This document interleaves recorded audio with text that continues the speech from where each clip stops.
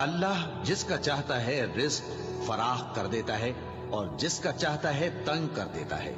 और काफिर लोग दुनिया की जिंदगी पर खुश हो रहे हैं और दुनिया की जिंदगी आखिरत के मुकाबले में बहुत थोड़ा सामान है।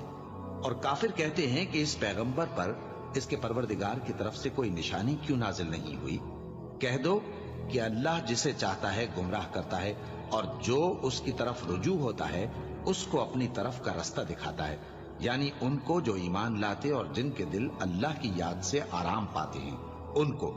और सुन रखो कि अल्लाह की याद से ही दिल आराम पाते हैं। जो लोग ईमान लाए और अमल नेक किए उनके लिए खुशहाली और उम्दा ठिकाना है।